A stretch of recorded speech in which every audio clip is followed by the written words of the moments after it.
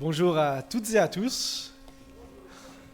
C'est vraiment un privilège, un honneur pour moi d'être parmi vous ce matin.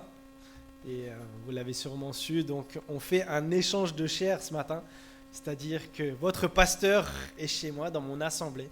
Et moi je suis ici parmi vous. Et c'est vraiment une réelle joie de pouvoir tout simplement vivre la communion fraternelle. Et il y a ici quelques visages que je connais. Donc je suis vraiment heureux de vous retrouver. Merci aussi aux responsables de m'avoir aussi invité, pour pouvoir apporter ce que le Seigneur a mis sur mon cœur. Et avant qu'on puisse nous mettre à l'écoute de notre Seigneur, j'aimerais tout simplement prier.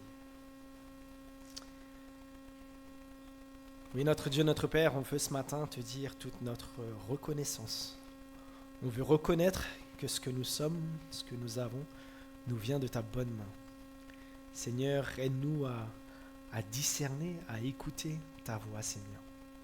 Aide-nous aussi à ne pas endurcir notre cœur, que nous puissions être favorables à recevoir ta parole, Seigneur. Que cela puisse modeler, changer notre manière de voir le monde, afin de toujours nous aligner sur ce que toi tu veux, Seigneur.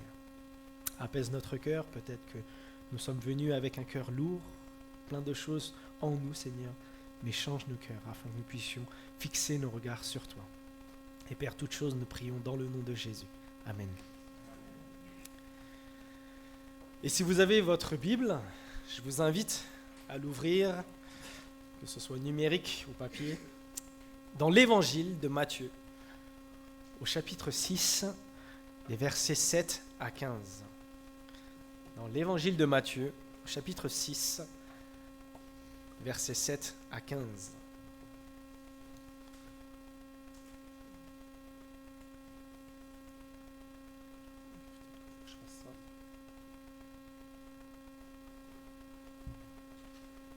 Ok, c'est bon.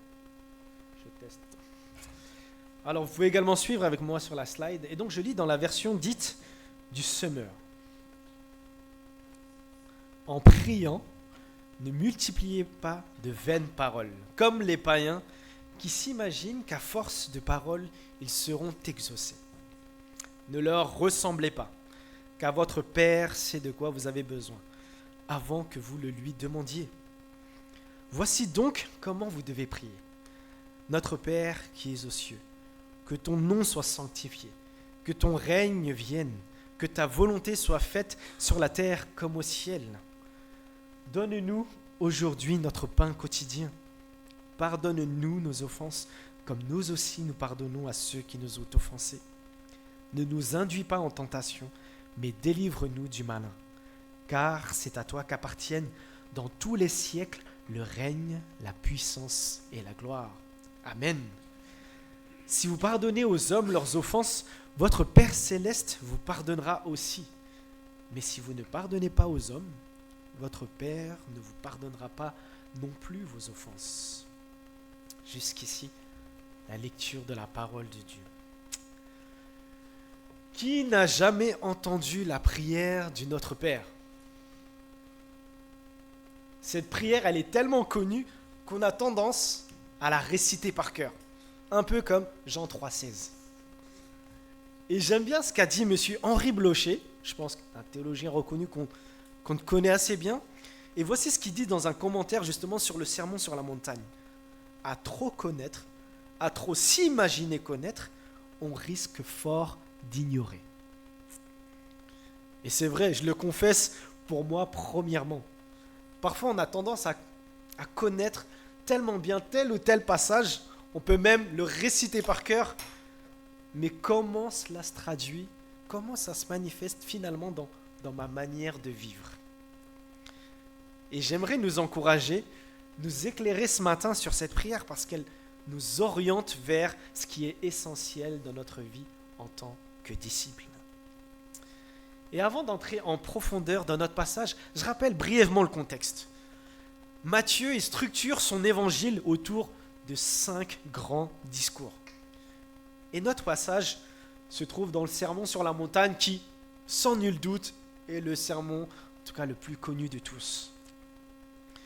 Et dans les 18 premiers versets du chapitre 6, Jésus va faire mention des 3 éléments essentiels de la pratique religieuse juive. l'aumône, la prière et le jeûne. Et un des enseignements que Jésus veut que les gens retiennent, c'est que ces trois pratiques, l'aumône, la prière et le jeûne, doivent se faire avec des motivations pures. Et ce qui m'a frappé dans ces 18 premiers versets, et ce qui a attiré mon attention, en fait, c'est le fait que Jésus, il s'arrête plus longuement sur la prière. Il leur donne un exemple concret de comment prier. Ce que les disciples, les fidèles devaient être exprimés dans leurs demandes. Et en fait, Jésus, il aurait bien pu le faire avec l'aumône et le jeûne, mais il se concentre sur la prière. Et ce détail, en fait, il devrait nous mettre en alerte sur l'importance de la prière. Et vous savez, les disciples, ils ont vu Jésus à l'œuvre dans beaucoup de domaines. Guérir des malades, chasser des démons, marcher sur l'eau, prêcher à des foules immenses, ressusciter des morts. Mais la seule chose qu'ils ont demandé à Jésus de leur enseigner, c'est la prière. J'imagine que ça devait vraiment être beau et impressionnant de voir le Maître Jésus prier. Les amis, aujourd'hui, on bénéficie de cet enseignement si précieux que le Maître a donné. Voyons plus en profondeur comment Jésus les enseigne.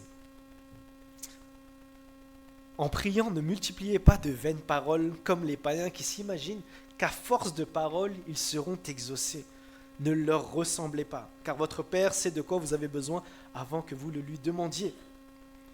Et comme on l'a vu précédemment, ce que Jésus reproche, c'est que certaines personnes, par leur attitude, voulaient montrer en fait une bonne image d'eux. Ils voulaient que les regards soient tournés vers eux, qu'on fasse leur éloge. Ils étaient en mode « M'as-tu vu ? Vous avez vu comment je prie avec éloquence.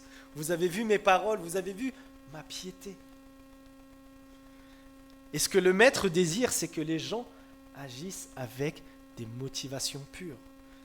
C'est bien de venir à l'église, de mener la chorale, de présider le culte, de prêcher, d'accueillir les gens avec joie, servir à la sono, être responsable du groupe de jeunes. Mais quelles sont les motivations qui nous poussent à faire tout ce que nous faisons ? Quelles sont les motivations qui nous poussent à faire tout ce que nous faisons ?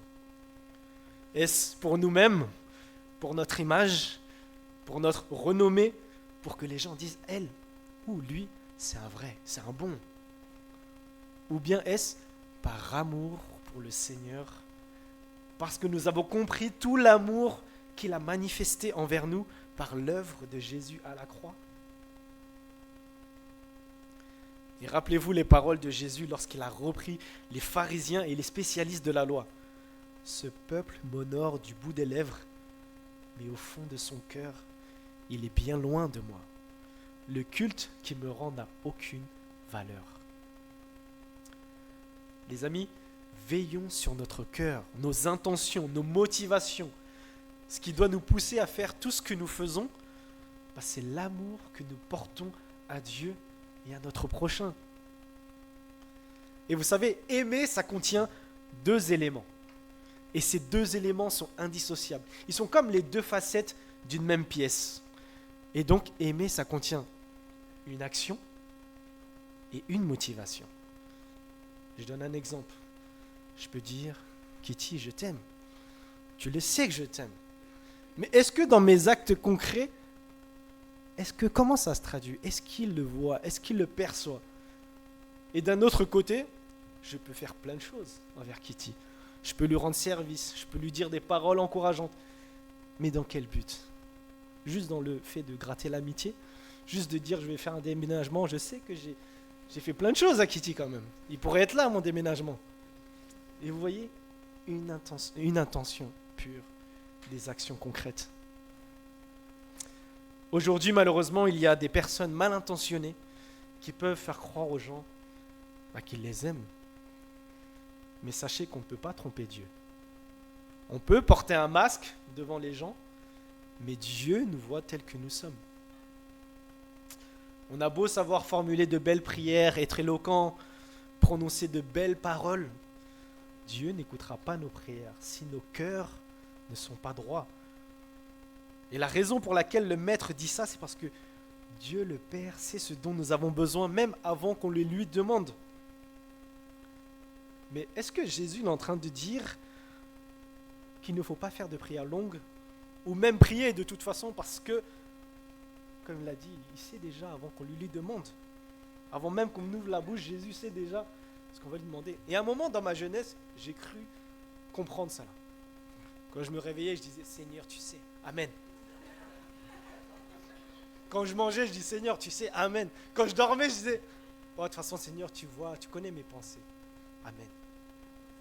Mais heureusement, Dieu m'a repris. Et je ne crois pas, donc l'intention de Jésus est que nous prions que des prières courtes ou qu'il n'y ait pas besoin de prier. La preuve, c'est juste après avoir dit ça, il leur donne un modèle de comment prier.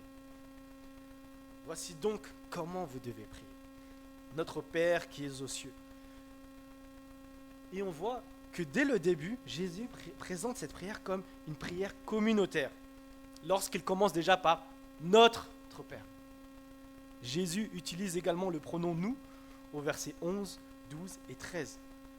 Donne-nous, pardonne-nous, ne nous induis pas. Ça ne veut pas dire qu'on ne peut pas prier cette prière en étant seul. Mais Jésus voulait que les disciples prient également en communauté. Son désir, c'est que les croyants puissent, à travers la prière communautaire, être solidaires des uns des autres. Est-ce qu'on a pris conscience que Jésus, dans cette prière, nous invite à prier ensemble, les uns avec les autres, car c'est un moyen pour qu'on puisse se soutenir dans notre marche avec le Seigneur.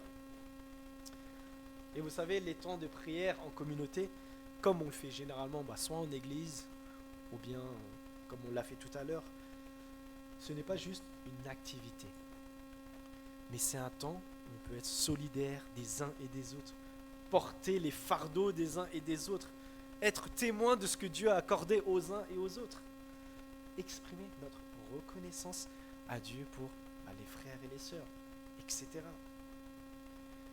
Et Jésus, il enseigne qu'on adresse nos prières à Dieu, le Père, la première personne de la Trinité. Jésus, il est venu sur terre pour rétablir la relation avec le Père qui a été brisée par le péché. Et il faut savoir qu'à l'époque, dans le judaïsme en tout cas, on ne s'adressait pas à Dieu comme en l'appelant Père. En fait, c'est quelque chose de nouveau que Jésus leur propose. On a ce magnifique privilège d'appeler Dieu le Père, le Créateur du ciel et de la terre, le Tout-Puissant. Est-ce qu'on se rend compte de ça? On bénéficie d'une relation intime avec le Dieu de l'univers. Jésus nous invite à adresser à Dieu comme à notre Père, à vivre une relation semblable à celle d'un enfant avec son Père. Après, je suis bien conscient que tous les pères humains ne sont pas parfaits.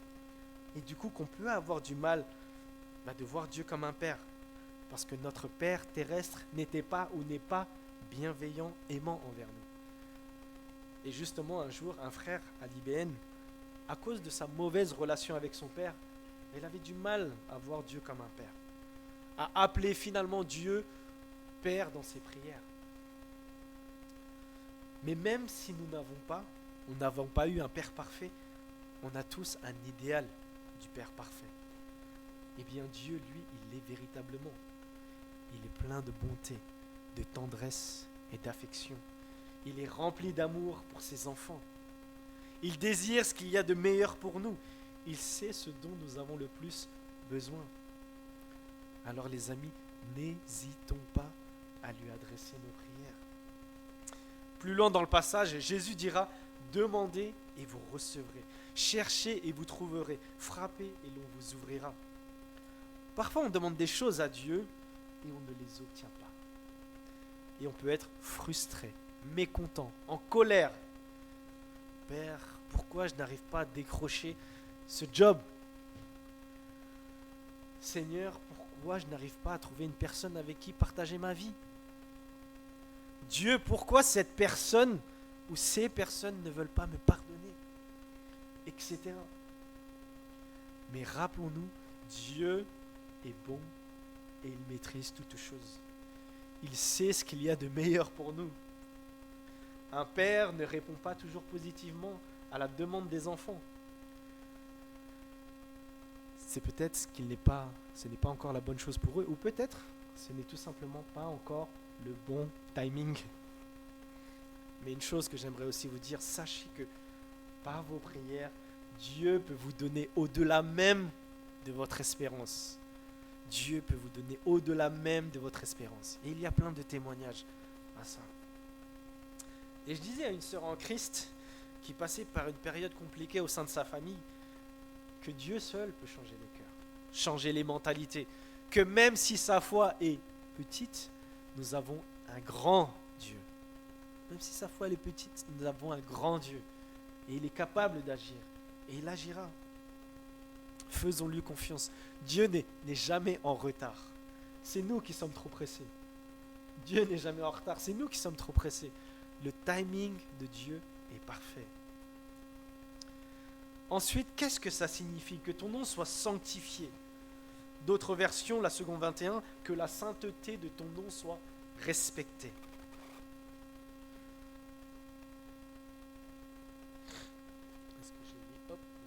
Il faut savoir que le mot nom désigne la personne entière de Dieu. Et le mot sanctifié vient de la même racine que le mot saint. Et donc, finalement, concrètement, qu'est-ce que ça veut dire? Sanctifier Dieu, c'est reconnaître Dieu comme saint et nous comporter en conséquence de cela. Lorsqu'on prie cette parole, c'est pour exprimer à Dieu tout notre profond respect. On veut honorer, élever, magnifier Dieu. Par sa sainteté, il est digne qu'on l'adore, qu'on le révère, qu'on lui rende un culte. Et c'est ce qu'on fait ce matin. Frères et sœurs, mesurons nos paroles. Parce qu'on ne peut pas dire avec légèreté que ton nom soit sanctifié, qu'on reconnaisse que Dieu est saint, qu'on l'adore, qu'on lui adresse tout notre profond respect, mais que dans notre vie de tous les jours, on ne marche pas dans la sainteté, qu'on n'obéit pas à sa parole, que Dieu n'occupe pas la première place. Au contraire, on se laisse entraîner par le péché. Et l'apôtre Pierre nous encourage à mener une vie sainte. Dans sa première lettre au chapitre 1, voici ce qu'il dit. Au contraire, tout comme celui qui vous a appelé est saint, soyez saints dans tout votre comportement. Car voici ce que Dieu dit dans l'Écriture, soyez saints car je suis saint. Et donc, réfléchissons bien lorsqu'on prononce de telles paroles. Notre vie est-elle en accord avec ce que nous disons? Et ça vaut également pour la suite. Que ton règne vienne. Le message central de Jésus concerne le règne, le royaume de Dieu. Et qui dit royaume, dit roi. Et Jésus est le roi qui vient régner. Est-ce qu'on veut vraiment que Jésus règne dans notre vie? Est-ce qu'on désire sincèrement nous soumettre à sa parole, à son autorité? Dans tout ce qu'on fait, dans notre quotidien, Jésus occupe-t-il la première place dans nos choix, nos décisions, nos orientations, nos actions? Et vous savez, c'est toujours plus facile, je ne sais pas si vous êtes comme moi, de voir Jésus comme notre sauveur. Oui, Jésus, merci parce que tu as lavé tous mes péchés. Mais voir Jésus comme notre Seigneur, là, c'est plus difficile. Lorsqu'il nous demande d'obéir à sa parole, de rechercher premièrement son royaume et sa justice, on va pas se le mentir, là, c'est compliqué. Personnellement, pour voir Jésus comme mon Seigneur, je garde cette image. Je suis un soldat. Et je me dois d'obéir à mon général qui est Christ. Lorsqu'il me donne un ordre, je me dois d'obéir. Non pas par peur, mais par profond respect parce que c'est mon supérieur. Et Jésus est bien plus que mon supérieur. Il est celui qui m'a créé, celui qui maintient mon souffle de vie et celui qui m'aime tellement. Alors je me dois de vivre pour lui. Les amis, est-ce qu'on veut que Jésus règne dans notre vie, dans l'église de Boulogne. Continuons. Que ta volonté soit faite sur la terre comme au ciel. Et ça rejoint ce qu'on vient de voir avec le règne de Dieu. Est-ce qu'on veut aussi accomplir la volonté de Dieu? Mais qu'est-ce que la volonté de Dieu finalement? La volonté de Dieu, elle s'exprime notamment dans la loi de Dieu et dans la totalité finalement de la parole. Nous savons ce que Dieu veut lorsqu'on ouvre tout simplement notre Bible. Et Dieu a une volonté dans toutes les sphères de la vie, pour tout ce que nous vivons. Est-ce qu'on cherche à plaire à Dieu dans tous les domaines de notre vie? Le choix des études, de travail, d'une activité, d'un futur époux-épouse, la manière dont je traite mes parents, mes enfants, mes amis, mes voisins, mes camarades, la façon dont je gère mon temps, mon argent, mes biens matériels, etc. Est-ce que dans tout cela, je cherche à faire ce que Dieu veut? Et il n'y a pas de secret. Si on désire accomplir la volonté de Dieu, on a besoin de se mettre à l'écoute de sa parole. On va prendre le soin de méditer, de creuser, de scruter la parole de Dieu et prier. Laissez l'Esprit nous renouveler. Et comme le dit Paul en Romains 12, ne vous laissez pas modeler par le monde actuel, mais laissez-vous transformer par le renouvellement de votre pensée pour pouvoir discerner la volonté de Dieu, ce qui est bon, ce qui lui plaît, ce qui est parfait. Pour savoir si c'est la volonté de Dieu, après avoir médité la parole et prié, on doit aussi mettre des actions en place. Ça ne s'arrête pas là. J'ai beau prier le Père que j'aimerais être médecin, mais si je n'entame aucune démarche, que je fournisse peu d'efforts, que je n'exerce pas une certaine discipline, comment savoir si c'est réellement la volonté de Dieu pour moi? Et ça vaut en fait dans tous les domaines de la vie, tant que ça ne va pas à l'encontre de la parole de Dieu.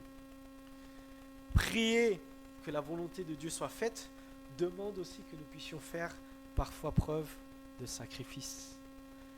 Le monde corrompu dans lequel nous vivons nous pousse à vivre comme on l'entend, à réaliser tous nos rêves. Donne-toi à fond et ça ira. Mais est-ce que nos projets sont les projets que Dieu a prévus pour nous? Est-ce que nos projets sont les projets que Dieu a prévus pour nous? Tu rêves de devenir professionnel dans telle discipline, de vivre sous les cocotiers, sous une pleine plage, de devenir financièrement libre et pouvoir acheter tout ce que tu veux, etc. Et à un moment de ma vie, j'étais vraiment passionné par le foot. Je ne sais pas ceux qui me connaissent un peu plus, bon là pas trop, mais le foot, vraiment, je rêvais d'être footballeur professionnel. Et je jouais à un certain niveau quand j'étais plus jeune. Mais en grandissant, Dieu en a décidé autrement. Et parfois, ça nous fait mal quand on se dit « Ah, j'aurais pu faire ceci ou cela ». Mais ce n'est pas ce que Dieu a prévu pour nous. Faisons confiance à Dieu, car comme je l'ai dit, il est souverain et il sait ce qu'il y a de meilleur pour ses enfants. Les amis, dans les 3 premières demandes, Jésus tourne nos regards vers Dieu. Son nom, son règne, sa volonté. Lorsqu'on prie, on vient d'abord à Dieu pour ce qu'il est lui. On lui témoigne tout notre profond respect. On va rechercher ses intérêts, on va se préoccuper de ses affaires et on veut qu'il soit à la première place. On veut que Jésus règne dans notre vie, qu'on accomplisse sa volonté. Car par nature, vous savez comme moi, on a cette fâcheuse tendance à nous centrer sur nous-mêmes, à nous préoccuper d'abord de nos besoins, notre bien-être, nos envies, etc.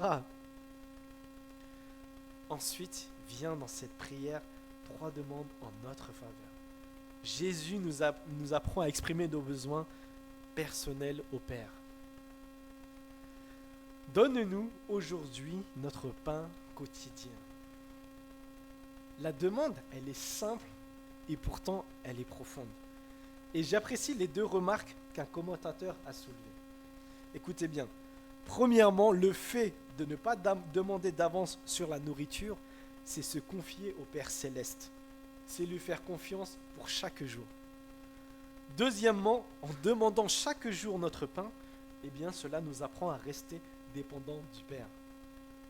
Waouh! Et merci Seigneur pour avoir mis cela dans, dans des personnes qui ont réussi à trouver ça dans une simple phrase. Vous vous rendez compte? La première chose, le fait de ne pas demander d'avance sur la nourriture, c'est se confier au Père Céleste, lui faire confiance pour chaque jour. Et en demandant chaque jour notre pain, eh bien cela nous apprend à rester dépendants du Père. On observe aussi dans cette demande que les biens terrestres ils sont très limités. Ni richesse, ni réussite, mais l'équilibre, comme dit ou l'exprime un proverbe au chapitre 30, ne me donne ni richesse, ni pauvreté, mais seulement ce dont j'ai besoin pour vivre. Même si Dieu sait déjà ce dont nous avons besoin, il est bon pour nous de le lui demander. Pensez encore à la relation parent-enfant. Même si les parents savent ce dont les enfants ont besoin, ils attendent que les enfants leur expriment. Il y a des parents ici. On aime bien faire ça. Et les parents, c'est vrai, on aime lorsque les enfants expriment ce qu'ils veulent. Parce qu'il y a une relation. Le fait que l'enfant demande, que les parents répondent, eh bien ça crée des liens, des complicités. N'hésitons pas à demander à Dieu même les petites choses qui peuvent nous paraître insignifiantes. Dieu s'intéresse à nous. Cela lui plaît de nous entendre lui parler, de lui exprimer tous nos besoins, même dans les petits détails. Nous apprenons à développer une relation avec lui. Et en fait, c'est également bénéfique pour notre bien-être de pouvoir tout lui exposer. Pensons à des choses qui nous sont arrivées et qu'à cause de ça, on avait le cœur lourd. Et le fait d'en avoir parlé à un ami, eh bien, ça nous a soulagés, ça nous a libérés. Cela nous a fait un bien immense. Ça va, vous êtes toujours avec moi? Bon, vous n'avez pas le choix de toute façon, Samuel n'est pas là. Ensuite, ok, verset 12. Pardonne-nous nos offenses, comme nous aussi nous pardonnons à ceux qui nous ont offensés. Quand j'étais à l'IBN, un jour, une de mes camarades de promo nous a témoigné un moment qu'elle n'arrivait pas à prier cette prière du Notre Père. Vous savez pourquoi? Vous savez pas? Je vais vous le dire. Parce que c'était justement ce verset 12 qu'elle n'arrivait pas à mettre en pratique. Tant qu'elle n'avait pas pardonné à une personne à cause de ce qu'elle avait subi, elle n'était pas en mesure de prier cette prière. Et franchement, je trouvais ça vraiment touchant parce que on a tendance, et moi le premier, à réciter cette prière, en fait, sans peser tous les mots et finalement sans s'examiner. Et ma camarade a seulement pu prier cette prière quand elle a fait le pas du pardon. Elle a été libérée de ce poids, de ce fardeau qui pesait en elle. Les amis, gardons-nous encore de l'amertume, de la rancœur, de la colère, des sentiments mauvais contre des personnes. Sachant qu'on peut le cacher aux gens, mais pas devant Dieu. Dieu regarde au cœur et il sait. Si on veut être libéré de ce lourd fardeau, de ce poids qui pèse en nous et qui nous détruit intérieurement, demandons l'aide de Dieu. Qu'il nous donne la force, le courage de pardonner. Et je dirais d'abord que Dieu nous donne l'envie de vouloir pardonner. Ça commence par là, parce que clairement de nous-mêmes, on soit honnête, on ne voudra pas, on n'en a pas envie. Et pour pouvoir entamer ce processus du pardon, on a besoin de nous rappeler l'Évangile. Vous et moi, nous sommes tous pécheurs. Nous méritions la condamnation éternelle. Mais Dieu, par amour, nous a offert son pardon en Jésus. Rappelons-nous tout ce que notre Seigneur et Sauveur Jésus a subi pour qu'on obtienne le pardon de nos péchés. Il a été frappé, blessé, humilié, crucifié et finalement, il est mort. Oui, frères et sœurs, pour vouloir et pouvoir pardonner, je crois sincèrement que ça passe par fixer nos regards sur le pardon que Dieu nous a offert en Jésus. Et vraiment, je vous invite à creuser plus loin en lisant Matthieu. Jésus donnera une parabole dans Matthieu au chapitre 18. Si nous sommes disciples de Christ, si nous aimons le Christ, eh bien prenons au sérieux cet avertissement au verset 14 et 15. Si vous pardonnez aux hommes leurs offenses, votre Père céleste vous pardonnera aussi. Mais si vous ne pardonnez pas aux hommes, votre Père ne vous pardonnera pas non plus. Qu'on soit bien d'accord. Dieu ne nous pardonne pas parce qu'on a pardonné ou qu'on pardonne à quelqu'un. Il nous a pardonné uniquement par l'œuvre que Jésus a accomplie à la croix. Mais, si nous avons compris ce pardon qui a coûté si cher à Dieu, la mort sur une croix pour tous nos péchés, eh bien cela devrait nous pousser à vouloir pardonner les torts moins coûteux qu'on nous a causés. Mais je ne veux pas dire ça avec légèreté, parce que je sais qu'il y a des choses terribles qui se passent, des injustices terribles. Mais seulement en regardant au pardon que Dieu nous a offert en Jésus, en réfléchissant à cela, en méditant cela, en priant le Seigneur qui nous donne la force, le courage, cela nous délivrera. Et vraiment, je vous assure, ça libère. Enfin, au verset 13, ne nous induis pas en tentation, mais délivre-nous du malin. Car c'est à toi qu'appartiennent dans tous les siècles le règne, la puissance et la gloire. Amen. En priant ainsi, on reconnaît notre faiblesse face à la tentation. On n'est pas des super chrétiens qui se disent « Non mais t'inquiète, face à la tentation, je gère, je maîtrise. » Non. On est tous, d'une manière ou d'une autre, exposés à la tentation et on risque fort bien de tomber. On a besoin de l'aide de Dieu pour pouvoir résister. Jésus a dit à ses disciples, veillez et priez afin de ne pas tomber en tentation. Chaque jour, on a grandement besoin de demander à Dieu de renouveler nos pensées. Car on vit dans une société où on peut être très vite exposé à des choses malsaines. Des affiches publicitaires où on voit des femmes, des hommes trop dénudés. On peut tomber trop rapidement sur des vidéos un peu trop sexy sur les réseaux sociaux. Les séries de nos jours où le péché il est clairement exposé. C'est terrible ça, je ne sais pas si vous avez vu, mais... Et c'est ça en fait qui marche aussi. C'est lorsqu'il y a beaucoup de péché, et surtout dans le domaine de la sexualité. Frères et sœurs, vraiment ne pensons pas que nous sommes forts. Vraiment ne pensons pas que nous sommes forts. Que celui qui croit être debout prenne garde de tomber. Que celui qui croit être debout prenne garde de tomber. Et c'est Paul qui dit cela, c'est pas moi, c'est la parole de Dieu. Quotidiennement, demandons l'aide du Seigneur. Qu'il change notre cœur, qu'il dirige nos pensées vers ce que lui désire. Et gardons cette promesse que Paul nous laisse en 1 Corinthiens 10 au verset 13. Les tentations qui vous ont assaillis sont communes à tous les hommes. D'ailleurs, Dieu est fidèle. Et il ne permettra pas que vous soyez tentés au-delà de vos forces. Au moment de la tentation, il préparera le moyen d'en sortir pour que vous puissiez y résister. Rappelons-nous, les amis, de cette promesse. Dieu nous donne les moyens nécessaires pour sortir de la tentation. Et pour conclure, gardons et pratiquons les paroles essentielles que notre Maître Jésus nous apprend dans cette prière.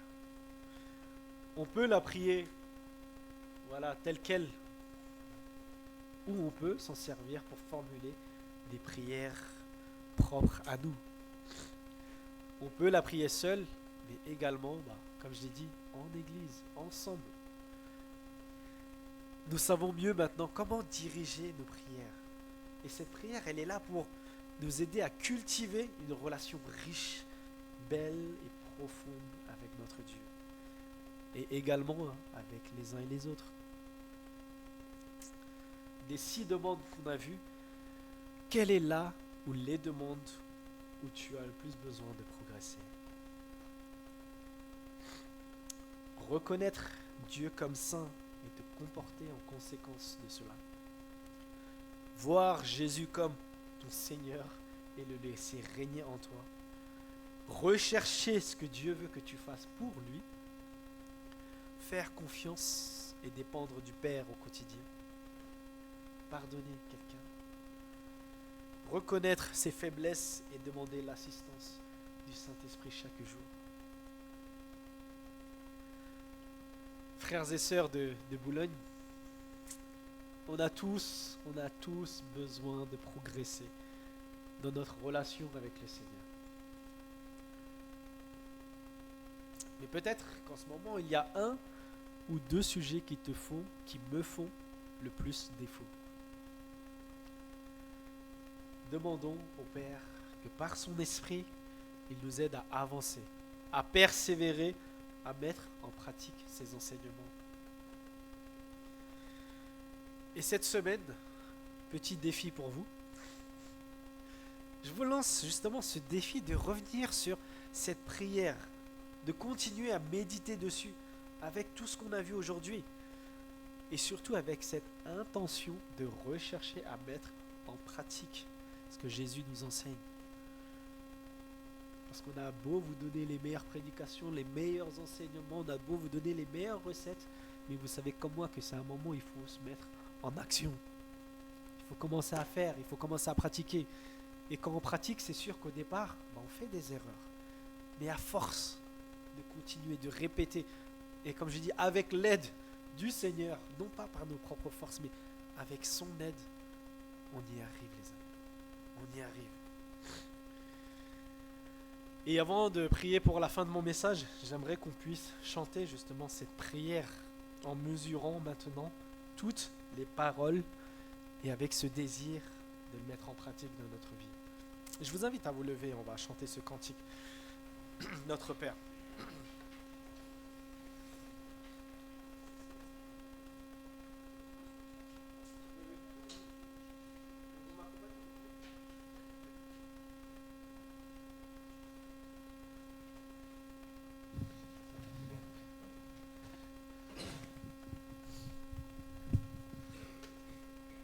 Ça va, vous connaissez ce chant? Donc je propose qu'on puisse se répartir, peut-être les garçons d'un côté, les femmes aussi. Et voilà, peut-être les femmes pouvaient répéter.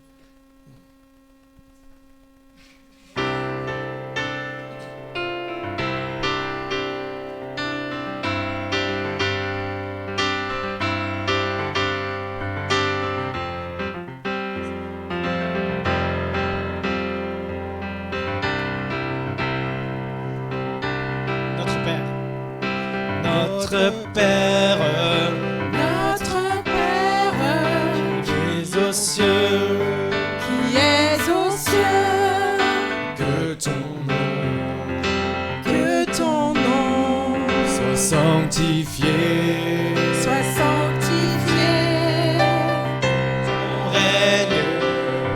ton règne vienne, ta volonté soit faite, sur terre comme au ciel,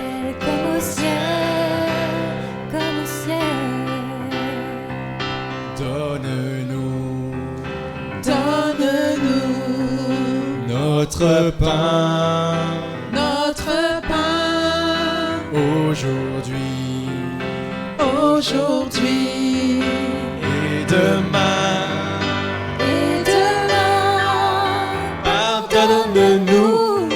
Pardonne-nous nos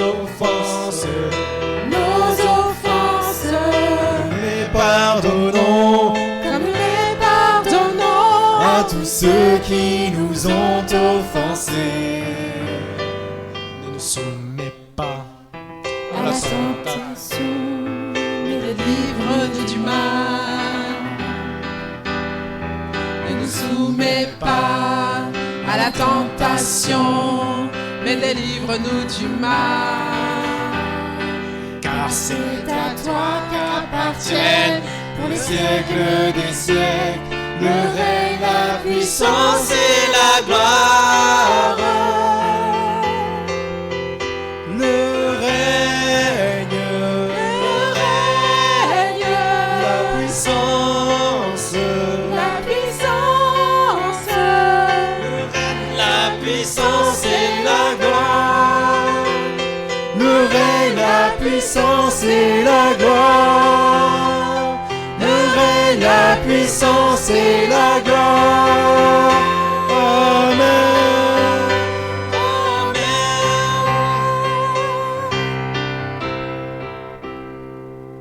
Prions. Oui, notre Père, nous voulons te dire encore merci pour ce que tu es, pour ta personne. Merci parce que tu es un Dieu bon et parce que tu veux du bien, Seigneur. Merci encore de nous garder dans tout ce que nous faisons, Seigneur, que nous puissions mettre en pratique ce que nous avons entendu, Seigneur. Aide-nous par ton esprit à renouveler nos forces, notre intelligence, renouveler tout ce qu'il y a sur notre cœur, Seigneur, afin que nous puissions être dirigés vers toi, Seigneur, vers tes bontés, vers tes promesses. Et Père, toutes choses, nous te les demandons humblement dans le nom de Jésus. Amen. Je vous invite à vous rasseoir.